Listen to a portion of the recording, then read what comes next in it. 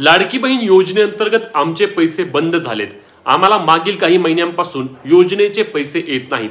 आम्ही एका घरामध्ये एकच लाभार्थी आहोत, तरी देखील योजनेचे पैसे आम्हाला आले नाहीत।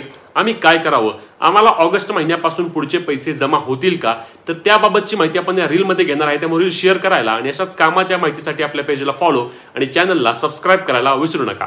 नमस्कार मित्रांनो, मी विराज। मुख्यमंत्री माझी लाडकी बहीण योजनेअंतर्गत जून महिन्यापासून सुमारे 26,40,000 महिलांना योजनेचे पैसे बंद झालेत, परंतु यामध्ये जानेवारी महिन्यापासून पडताळणीची प्रक्रिया सुरू आहे आणि अनेक महिला या हळूहळू बाद करण्यात आलेल्या आहेत।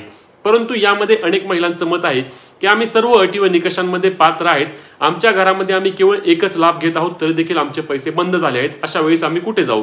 कारण अंगणवाडी सेविकांकडे गेलो तर त्यांचं मत आहे की तुमचे नाव अपात्र यादीमध्ये नाही, त्यामुळे आम्ही काही करू शकत नाही।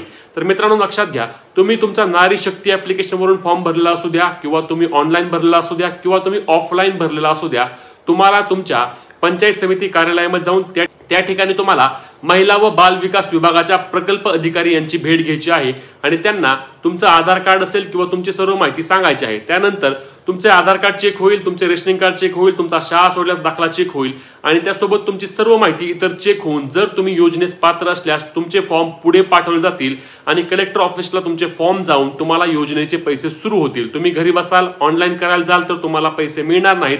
हे फक्त ऑफलाईन पद्धतीनेच होते आणि येत्या 8-10 दिवसांमध्ये तुम्ही हे करून घ्या, जेणेकरून तुम्हाला योजनेचे पुढचे पैसे मिळतील। हे रील जास्तीत जास्त शेअर करायला आणि फॉलो करायला विसरू नका। जय महाराष्ट्र।